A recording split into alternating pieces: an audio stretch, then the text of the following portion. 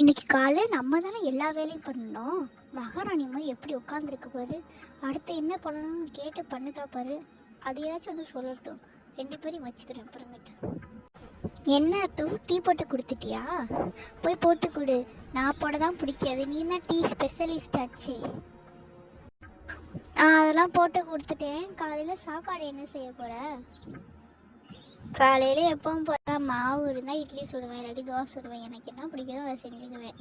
சட்னி ஏதாச்சும் தக்காளி சட்னி இல்லாட்டி மிளகா சட்னி அரைப்பேன், அவ்வளோதான். வேறு என்ன செய்ய சொல்கிற? சமைக்கிறேன்னு சொல்லிட்டு அதுக்கு பிடிச்சதை தான் சமைக்குது. இதுலேயும் அதுக்கு ப்ராஃபிட் தான் பார்க்குது. நம்ம அப்படியா? நம்ம செய்தால் நம்மளுக்கு என்ன வந்து கிடைக்கிது? மேற்கொண்டு திட்டு தான் வந்து கிடைக்கிது. சரி, மதியத்துக்கு என்ன செய்ய போகிற? எப்படி நம்மக்கிட்டேயே கேட்குது பாரு. மதியத்துக்கும் நானே சமைக்கணும், காலையிலைக்கு நானே சமைக்கணும், நைட்டுக்கும் நானே சமைக்கணும். அப்படியே மகாராணி மாதிரி போய் கட்டில் படுத்துக்க வேண்டியது, வந்தால் சாப்பிட மட்டும் செய்ய வேண்டியது. எல்லாத்தையும் நானே செய்யணும் இந்த வீட்டில்.